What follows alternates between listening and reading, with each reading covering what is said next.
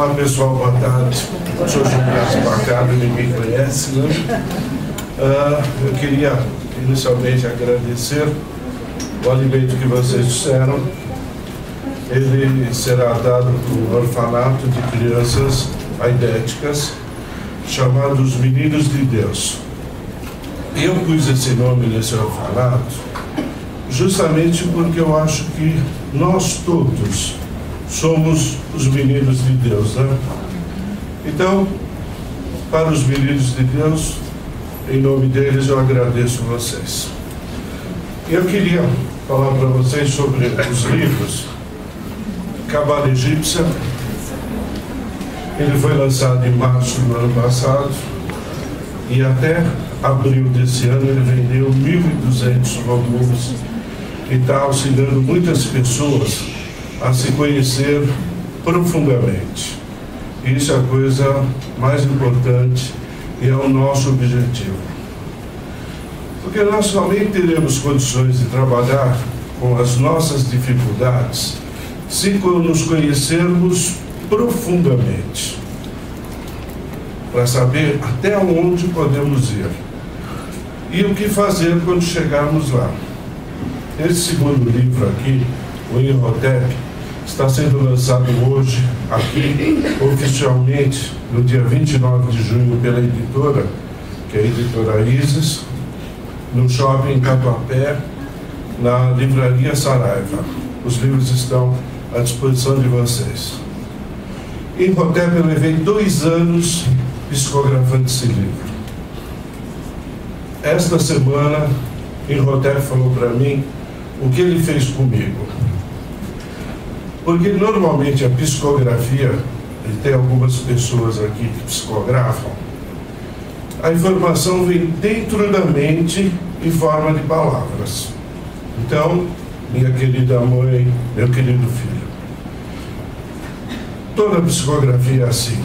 Ele lançava na minha mente as imagens do que ele queria e eu tinha que pôr no português coloquial. Noite toda ele passando imagens e eu escrevendo. E a semana passada ele falou para mim: sabe que eu te judiei? Não sei. Você ia ter Alzheimer. Eu fiz você usar sua mente até além do limite dela. E você não terá Alzheimer. Porque toda a família do meu pai tem Alzheimer. Ano passado perdi um primo de 38 anos que ele teve um Alzheimer degenerativo. Então, a espiritualidade, quando bem trabalhada, de uma forma extremamente honesta, ele só nos auxilia. Muitas pessoas não estão conseguindo montar a cabala. Claro. Porque as pessoas acham que vão ganhar dinheiro com isso. Pode ganhar até. Mas não vai conseguir desenvolver uma capacidade mental ao nível de auxiliar pessoas e orientar com honestidade. Ontem veio uma senhora e eu falei para ela: não vou lhe atender. Fechou, não tem informação, a clara evidência está turvada, não estou conseguindo, então a senhora tem que procurar um outro profissional da rádio, Marta Braga, Cida Godoy, alguém que vai de uma outra linha, vai lhe auxiliar. A cabala não, a minha clara evidência não. Aí eu podia fazer o seguinte, né? Encher a mulher de historinha e ela ia embora feliz. E eu falava para ela: na sua idade a senhora vai encontrar alguém 30 anos mais jovem, vai casar e ser feliz. Mas eu não estaria mentindo para ela, eu estaria mentindo para mim, para Deus, e para Buda, para Jesus. E isso não pode ocorrer. Mas a palestra Karma, Destino e Missão e Reencarnação, eu vou falar sobre isso com vocês. Por quê? Isso tudo aconteceu comigo. E se aconteceu comigo, e foi bom, eu posso transmitir para as pessoas. Porque se eu não tiver nada de bom, eu não vou transmitir coisas boas. Acontece que eu estava em Roma, no antigo Fórum de Roma, e ele tem uma escadaria de pedra. E eu comecei a descer, eu sempre usei tênis ou um sapato macio que não faz barulho. Conforme eu fui descendo, eu ouvi um barulho de bota nas pedras. E eu dizia, mas o que é isso? Voltei, desci. Quando eu estava no topo, eu olhei a cidade de Roma,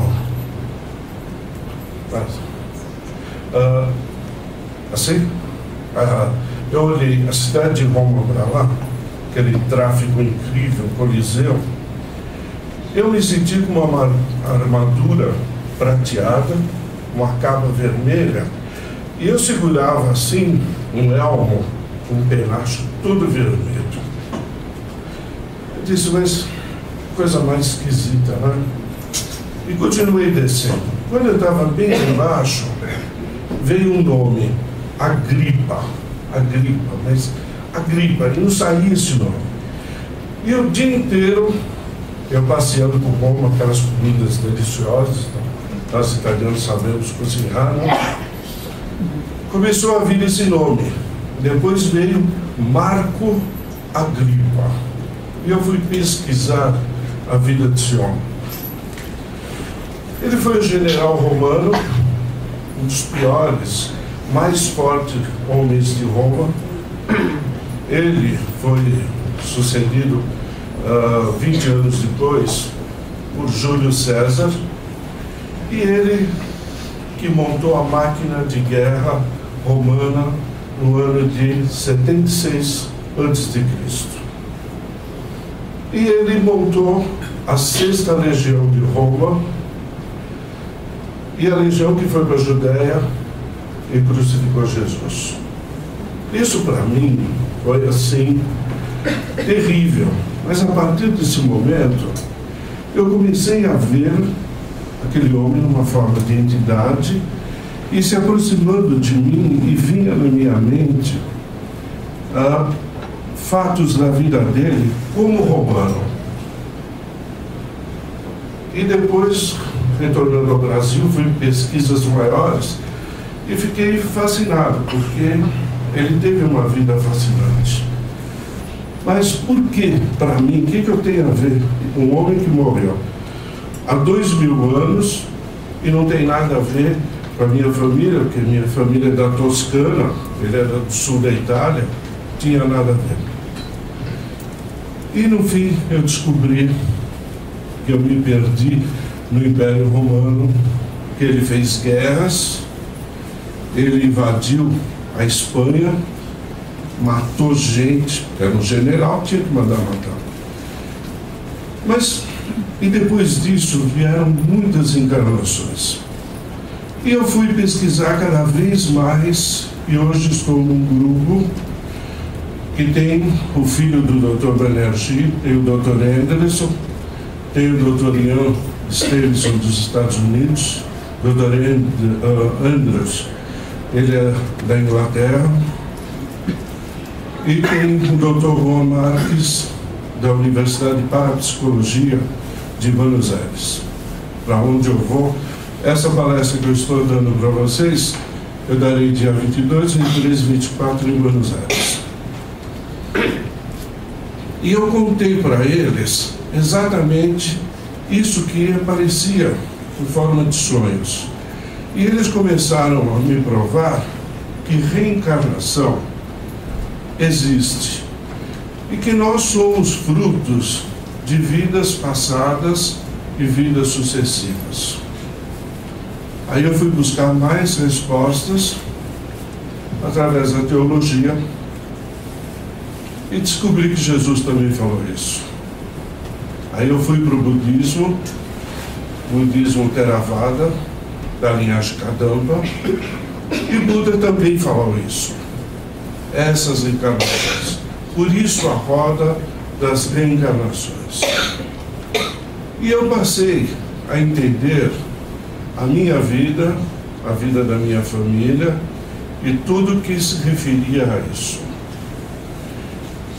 Pensar que a missão está aqui, a missão, eu vou falar inicialmente, e que todos nós temos uma missão no planeta Terra. Não existe ninguém que não tenha tido uma missão.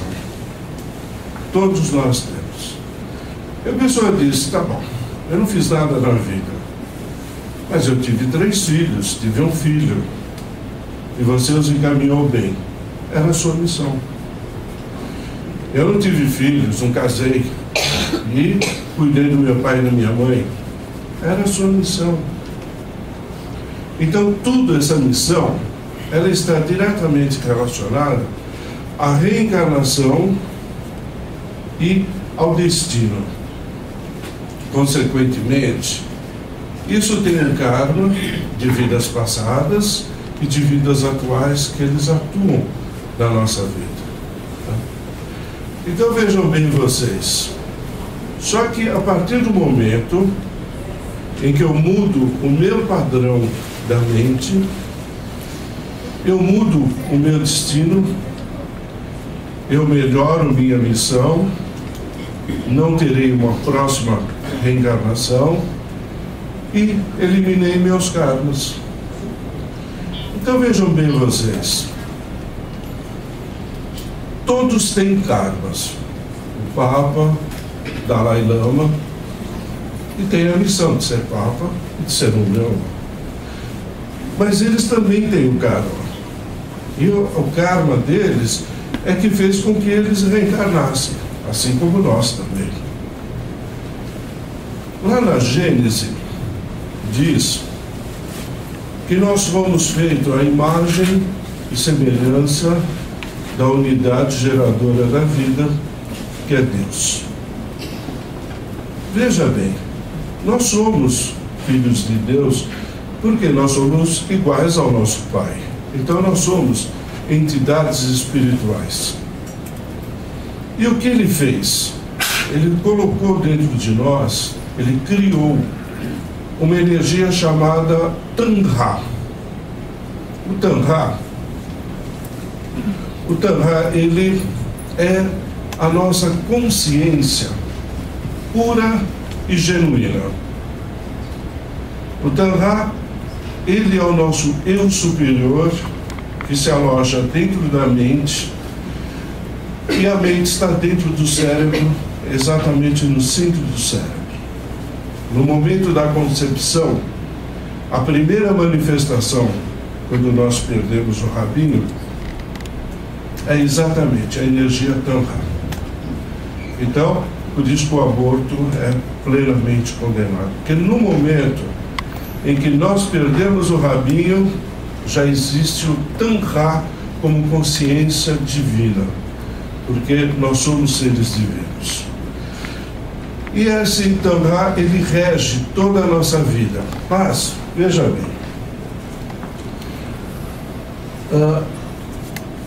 vale dizer que o meu Imen surgiu dos karmas herdados dos antepassados e dos adquiridos na vida passada. Quando encarnamos, esse Tanha, ele se isola dentro de uma mente, dentro de uma consciência viva. E ele se transforma nessa energia chamada Imen. O Yin são os fatores internos que todos nós temos. Aquilo que trazemos de vidas passadas. É exatamente isso aqui. É o horizontal. Estão todos vendo?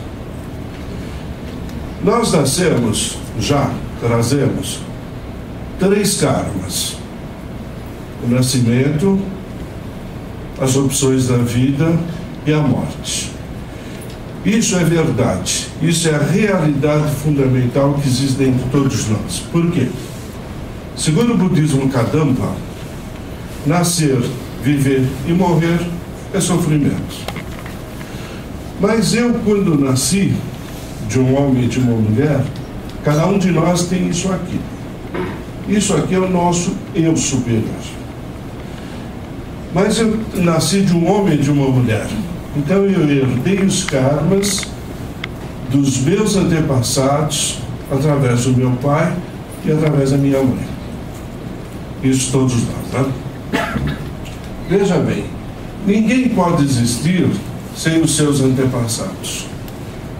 Porque se você for pegar o seu DNA e esse DNA, se conseguir, por exemplo, foi descoberto um esqueleto na África do Sul, no deserto lá, de 23 mil anos. Se fosse possível tirar o DNA dessa pessoa e comparar um descendente, hoje, 23 mil anos depois, é o mesmo. Então, através do DNA, isso se mantém. Então, veja bem, todas as minhas opções de vida, ela veio exatamente pelo meu pai. A minha morte, pela minha mãe. Tá certo? Isso aqui é uma coisa assim. E o meu nascimento pelos dois. Ninguém nasce por um acaso. Isso não existe em hipótese alguma. Nós nascemos por uma razão de ser. Está escrito em algum lugar que vamos nascer daquele homem, daquela mulher. E isso é muito importante. Então veja bem, esses karmas dos antepassados, eles nos criam 70% de nossa personalidade compulsiva. E os outros são karminhas, 30%. Quer dizer uma coisa? Vocês sejam muito severos com vocês próprios. Faça uma reflexão. Veja quanto da vida dos seus pais, até doenças e características físicas, vocês estão repetindo. Sejam severos. Seja um pouco mais severo. Analise pessoas conhecidas, analise a própria família. Os pais que se separam, os filhos se separam. Se não todos, pelo menos um ou dois se separam. Vários casamentos que não dão certo. Família que tem um alcoólatra no passado, ele tem um drogado hoje. Toda vez que eu atendo alguém que tem dependência de drogas, quando eu vou buscar os antepassados, eu pego um alcoólatra. Porque as drogas são novas, 50 anos para cá. Antes disso, a dependência era de cigarro e bebida. E a pessoa diz, mas é apenas um cigarrinho. Não, não é apenas um cigarrinho. É um cigarro que você está alimentando isso aqui e sobrecarregando eu do seu descendente. Porque nós viemos aqui praticamente sem nada. E quando vamos, levamos toda essa influência para o lado de lá. Como não podemos levar quase nada, nós deixamos para os nossos descendentes. Todas as opções de vida, inclusive a nossa profissão, está diretamente relacionada ao karma. E é isso que nos faz reencarnar. Reencarnamos porque fica de uma vida para outra coisas mal resolvidas. Opções na vida, coisas que são erradas. Opções na vida em que se prejudicam muitas pessoas. E tudo isso está dentro dos próprios karmas. Temos um monte, né? Eu enumerei aqui os karmas principais que existem. Na Bienal, em novembro, eu estarei lançando meu terceiro livro, Quais os Karmas que Você Possui, onde eu estou enumerando todos os karmas que existem no mundo. Por favor, quem comprar o livro, não vai pensar que tem tudo aquilo ou tudo isso aqui, porque é meio impossível. Mas nós temos 3 tipos de karma que é terrível. É o karma da mente quando iniciamos um processo de evolução mental e espiritual, nós atacamos pelo karma da mente. Depois nós temos o karma de destino, consequentemente o karma de corpo.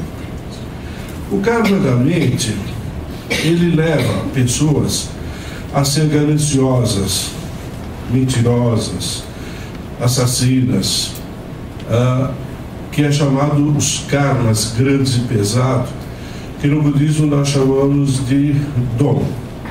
É o karma que faz homens e mulheres não reconhecer os filhos, prejudicarem a sorte dos filhos, prejudicarem a si mesmo.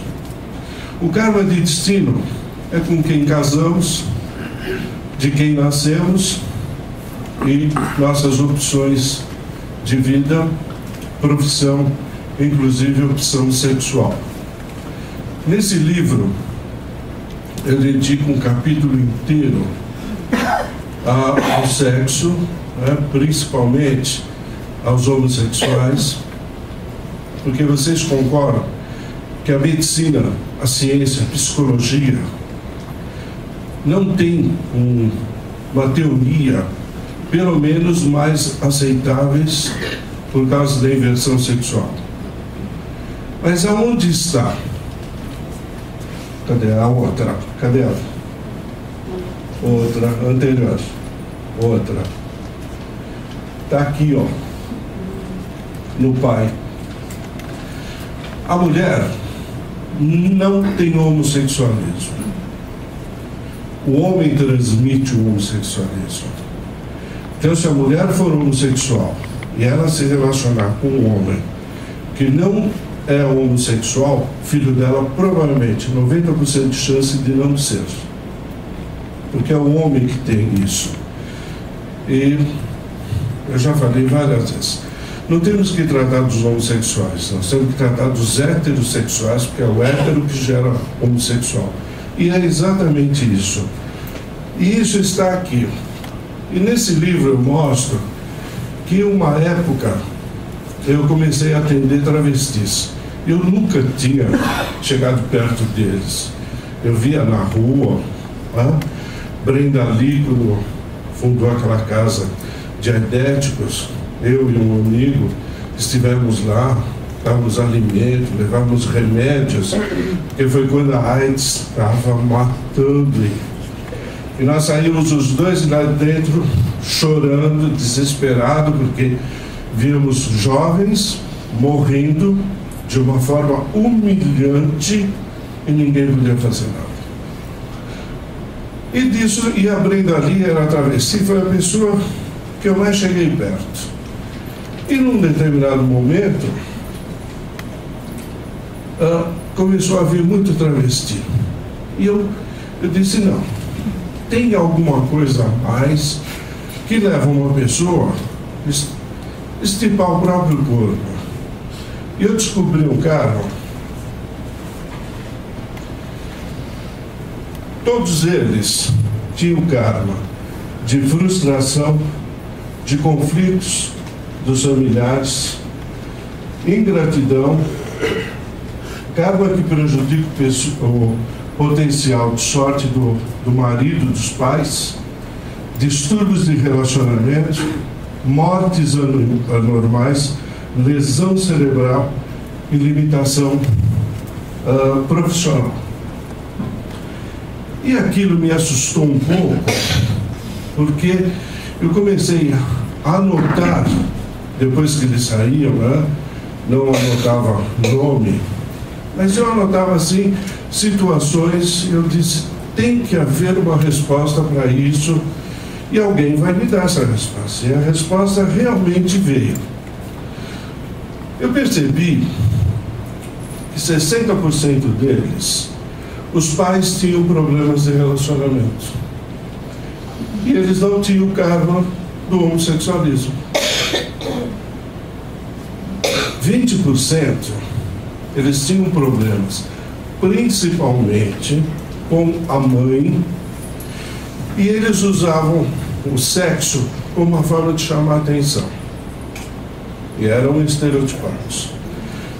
10% eles utilizavam o sexo exatamente para agredir a família, a sociedade, a religião, as igrejas que não aceitam a inversão sexual. E 10% tinham o karma do homossexualismo. Foi quando eu comecei a ir buscar os mais profundos karmas que podem levar uma pessoa a se estereotipar, a pôr seios, cortar o pênis. É um absurdo se caracterizar de algo que não é. E foi quando eu descobri que todas aquelas 150 pessoas que eu atendi, mais ou menos 120, todos eles tinham esses karmas. E é a união desses karmas que realmente nos traz sofrimento na vida. Então veja bem, olha, na cabala egípcia que eu vou mostrar depois, quando a pessoa vai consultar comigo, eu monto um código de barra. Ali está falando para mim a pessoa, o pai e a mãe, que tem no livro. Só seguir direitinho. Na realidade, o Enneagrama eu nem preciso mais montar, eu só preciso do código de barra, que eu monto o Enneagrama porque as pessoas acreditam mais. Então vamos ver assim, uma pessoa que tem um karma de decadência da sorte familiar. Aí o que ele faz? Ele casa com uma mulher que tem o karma dos conflitos entre os familiares consanguíneos. Essa mulher, ela não sabe que tem isso. Mas o que ela faz? Isso é normal. Vocês conhecem alguém que aconteceu isso? Ela afasta o filho dos pais. Esse casamento acaba. Porque um karma superior e mais forte atua sobre o deles. Está dando para entender? Ótimo. Veja bem, a união das pessoas, a união quando tem dois karmas fortes e violentos, as pessoas se destroem. Elas geram filhos e destroem a si próprio, destroem os filhos, destroem a vida toda. E cometem absurdos. Mas o homem não é de todo culpado, mas é o karma da mulher também. Então vamos supor uma pessoa que está namorando, noivando, é uma maravilha, né? Casa, núpcias, maravilha. Aí volta. Aí começam os problemas. 6 meses depois, o cara começa a beber, arranja a mulher na rua, a mulher arranja o homem na rua, que está igual, viu? Não tem essa diferença, está igualzinho. Por que isso acontece? Porque ambos têm o karma da decadência familiar e aquilo que eu falei no início. Ninguém se conhece o suficiente para saber e entender a atuação dos karmas. Deu para vocês entenderem? Mas, por exemplo, né? Se os pais se separarem e o filho não se separar, ele rompe um karma que está vindo de muitas gerações. A partir dali, ninguém mais tem. Ninguém mais acontece isso. Entendeu? E isso eu provo para vocês dentro da minha própria família. Porque a família do meu pai, eles eram muito, são ainda, da pá virada. Entendeu? Não adianta. Gostam de um vinho e não tem jeito. Pizza e vinho. E não tem jeito. E o Alzheimer é provocado pelo alcoolismo da família. Meus avós morreram amarrados numa cama por causa do alcoolismo. Tios primos daqui, da Argentina e da Itália, morreram da mesma forma. Aí eu disse, não, peraí, eu não quero isso para mim. Então eu vou ter que estudar o suficiente e descobrir qual é o karma da minha família para eu poder eliminar. E iniciei esse estudo profundo, descobri o que era. Hoje, eu não bebo, a não ser de vez em quando, um chopinho, no restaurante. Também não me deixam tomar 2, né? Não deixam, né, Deise?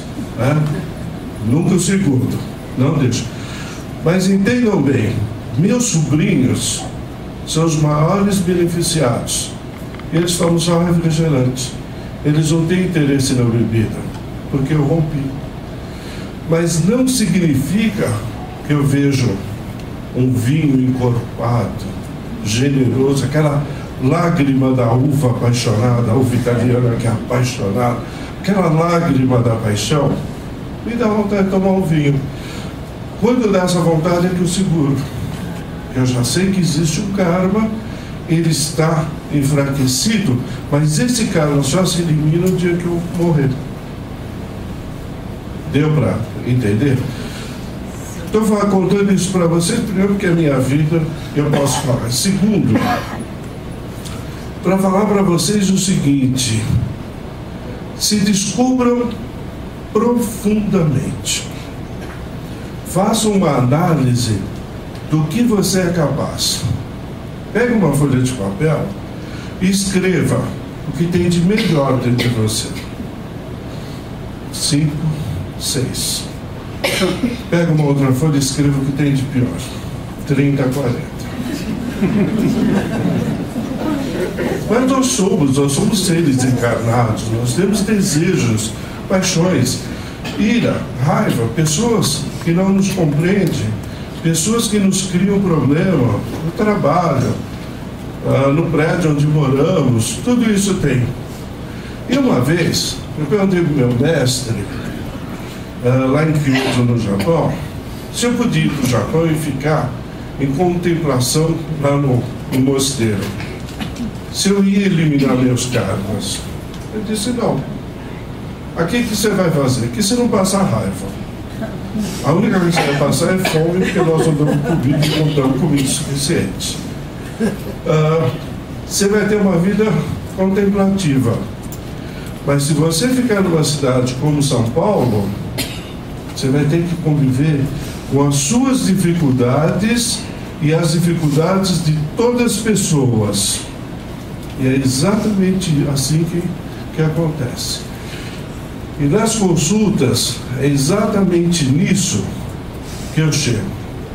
Eu gostaria que vocês lessem bem isso aqui, tentassem entender por que acontece. O karma de câncer, ele está relacionado ao karma de mortes anormais, karma de frustração e de potencial indefinido e instável.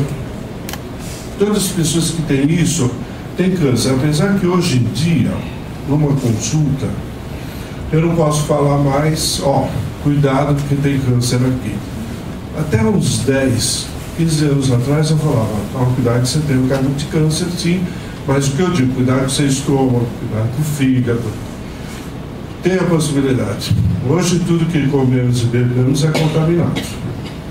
Contaminamos o nosso organismo. As células cancerosas agradecem. Então veja bem, tudo isso aqui, eu pus aqui, são só os karmas básicos. Então, por exemplo, né? Uma pessoa que é raivosa, ou uma pessoa assim, que ela no positivo, quando eu monto a cabala, eu falo para a pessoa, olha, o que tem de melhor dentro de você é isso, isso, isso. Eu falo, 4, 5 pessoas, coisas boas. Quando chega no negativo, eu tenho que segurar. Porque cada pessoa é uma pessoa. Não pode falar tudo para uma pessoa, tenho que respeitar o limite de quem está lá. Mas normalmente eu falo, ó, esse excesso de sinceridade traz para você o quê? Raiva, ira, mágoas e ressentimentos. Câncer. Solidão, insatisfação, dependências física, psíquica. Porque o corpo ele quer sempre subsistir e ele vai buscar alternativas. E o corpo mexe com a mente tranquilamente. Então a coisa é exatamente isso. Isso aqui tem um preço na nossa vida. É aqui que a coisa toda pega. Isso aqui é uma linha mediana e eu fiz isso aqui para que vocês entendessem perfeitamente bem. Aqui eu tenho a primavera, o verão, o outono, o inverno e novamente a primavera. Quando isso foi traduzido do original japonês, que veio da língua Pali, do budismo Kadampa, eu tive que adaptar para podermos entender. Eu tenho primavera positivo, verão mais positivo, porque verão as frutas, os cereais, eles amadurecem. O outono é a colheita, é guardar. O inverno é frio, é negativo. Primavera renasce. Isso aqui é o período extremamente negativo em nossas vidas. O resto, tudo lá de cima, é positivo. Então, que as pessoas que passaram comigo, eu ponho lá, olha, esse ciclo atual teu são 12, 13 ou 15 anos, que é o período, o tempo que a pessoa vai levar para se percorrer todo o enneagrama atlântico que eu utilizo. E dentro de um período, tem um período negativo, que ele divide aqui. A primeira fase é uma fase de cautela. A parte de baixo, dentro da cabala nós chamamos a casa da morte. Não é que vai morrer, né? Morrer todo mundo vai, mas não é agora. Porque ela é tão negativa, ela é tão ruim, como as pessoas não fizeram nada por si própria aqui, que isso deveria ser assim, então vai ter uma doencinha, uma dor no pé. Só que as pessoas não se preparam para isso aqui. Quando chega aqui, perde emprego, perde a mulher, perde o marido, tem acidente, morte.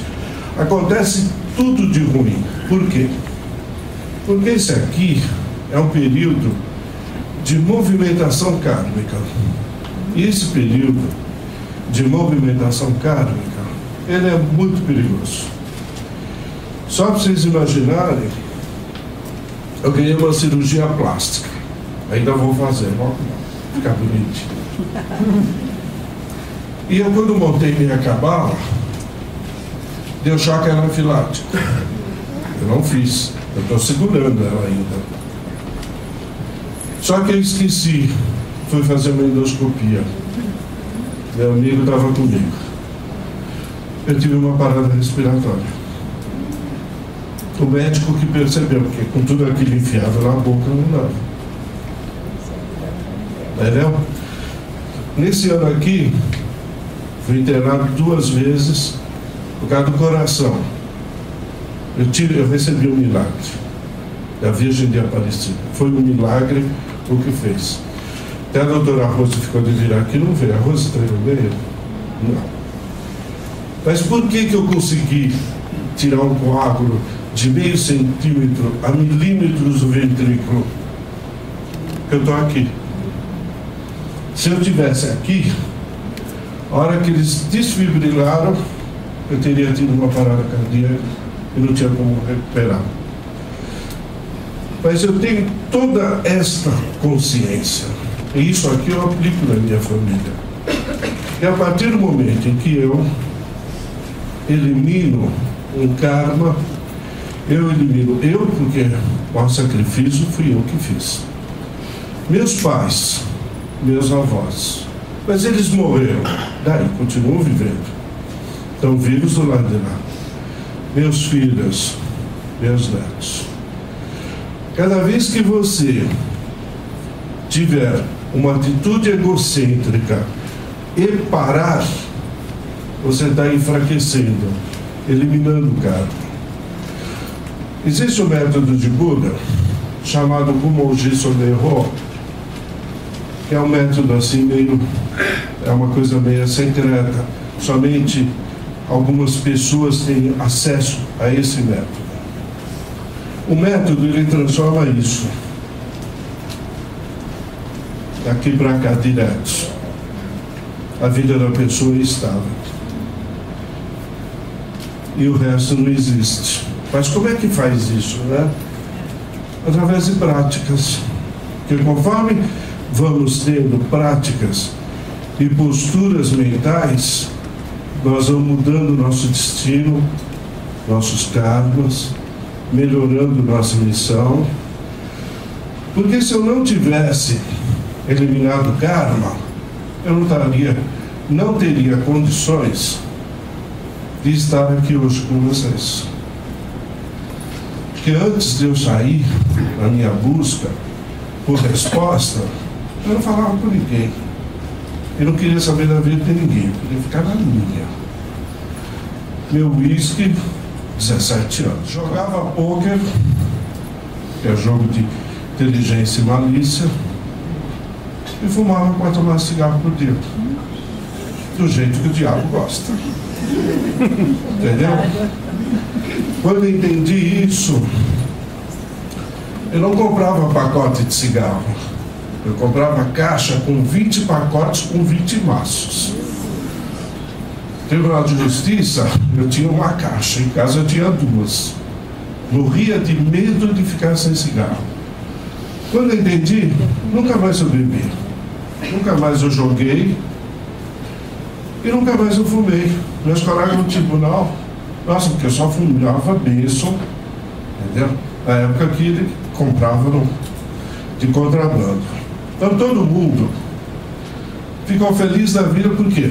Olha o que eu distribuí de cigarro. Mas eu estaquei com isso daí exatamente no dia 15 de março, que foi quando eu entendi isso aqui. Está dando para vocês entenderem? Mas como que eu chego? Tem mais esse slide? Esse aqui é o último.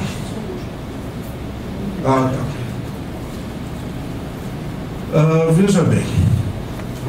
Eu chego isso aqui através da Cabala Egípcia, que eu adquiri, fui discípulo do mestre Anwar Sirish, faleceu em janeiro de 2007 no Cairo.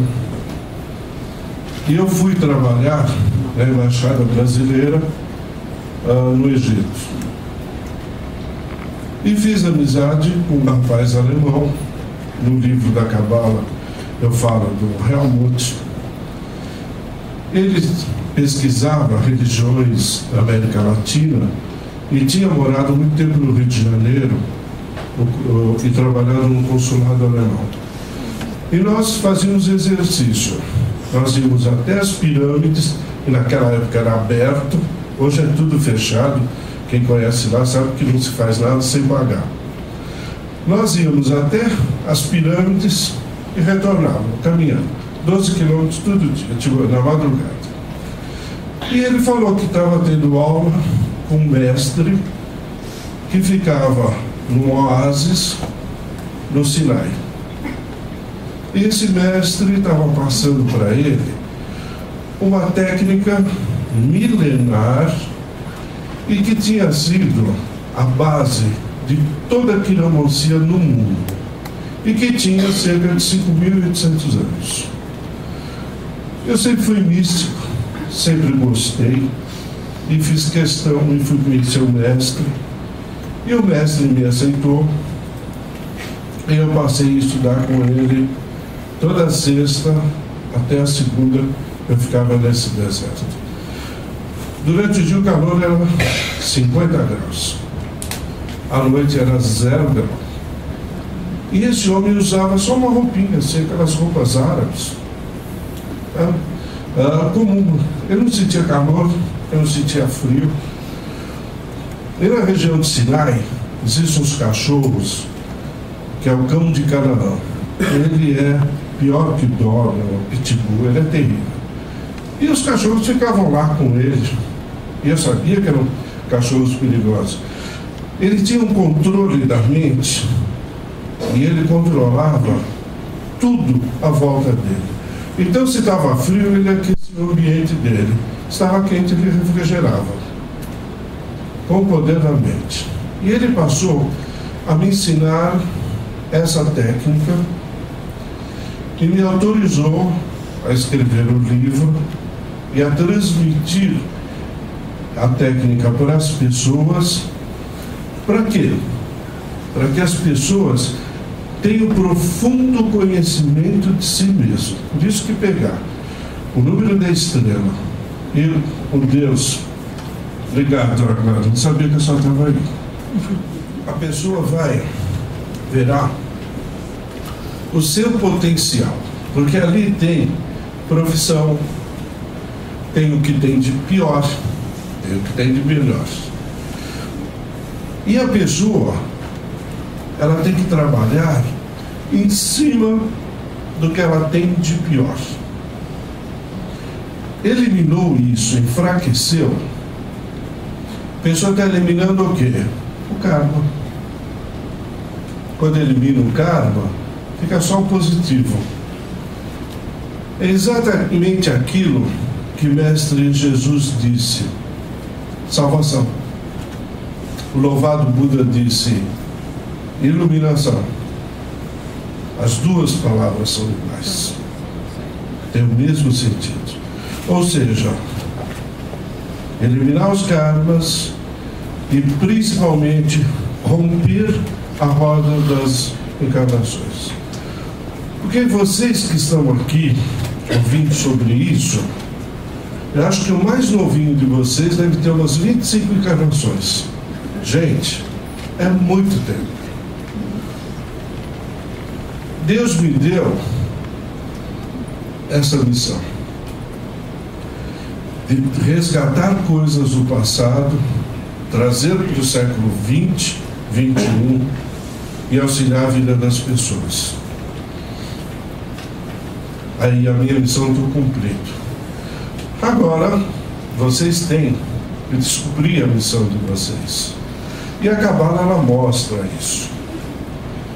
E se você se aprofundar, você vai se conhecer inicialmente, profundamente. Agora, pelo amor de Deus, não monte a cabala do marido querendo saber se ele tem outra, porque lá pode aparecer, não uma, 150.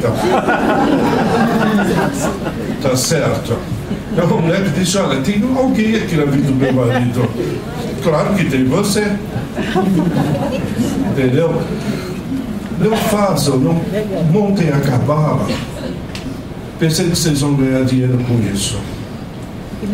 Muito pelo contrário, pode ganhar sim. Reparta.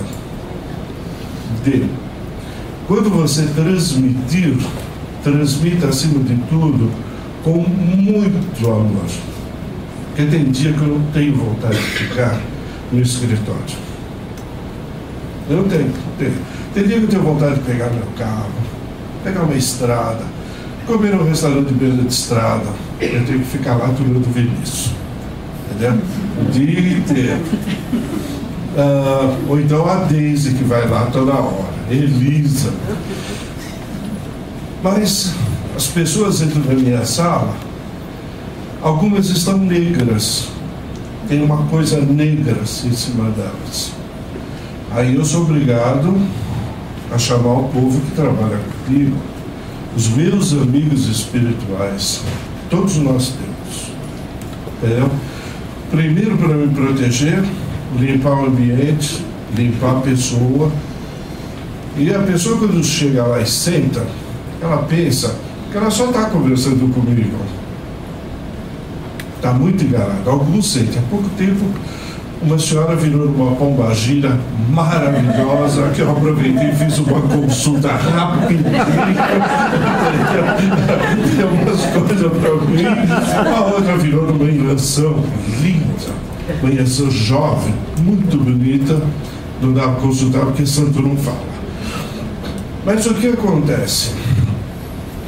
Eu tenho 9 entidades, que vocês têm a foto deles aí nesse folder. Os 3 que permitiram que fizesse uma... Essa é uma pintura mediúnica feita pela Rosa Teube. E só os 3 permitiram que fizesse. E o principal mentor meu, agora ele já está permitindo que fale quem é ele, que é um tuareg, um beduíno chamado Hassan. Ele fica por trás da pessoa, às vezes, ele tira cobra preta, aranha, uma gelatina preta da cabeça das pessoas. Só que isso é energia da própria pessoa. Não é que alguém mandou. Né? O que acontece? A própria pessoa vai se sujando através de pensamentos e através de palavras.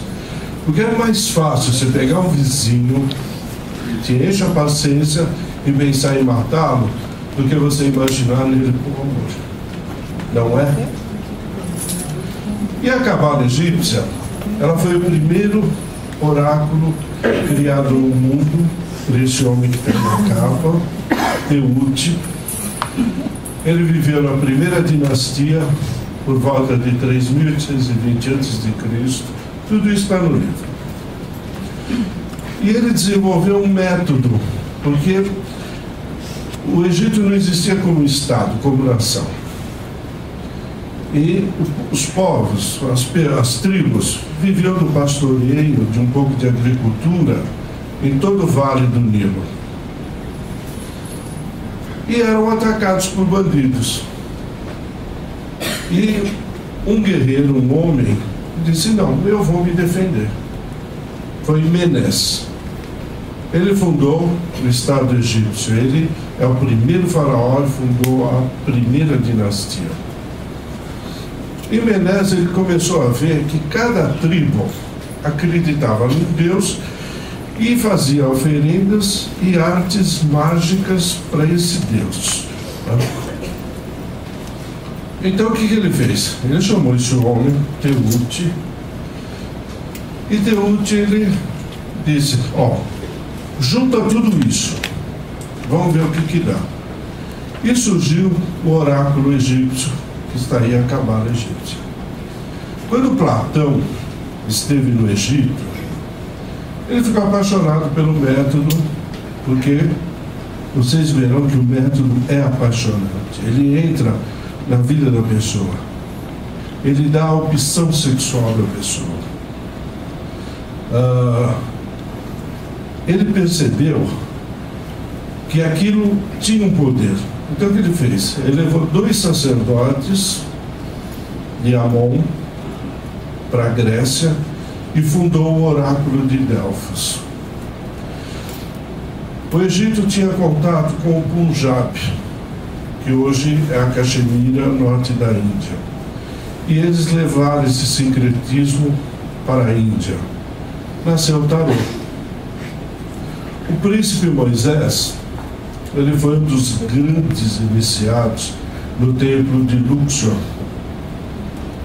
E no local em que eles descobriram há pouco tempo, e esse local está sendo descrito como uma cerimônia das cobras no livro Imhotep. Então, quando vocês compraram, adquiriram o livro e ler o ritual das cobras, vocês vão entender que eu tive uma visão desse local, que eu fui em novembro do ano passado e vou novamente em maio do próximo ano. E Moisés foi um grande iniciado.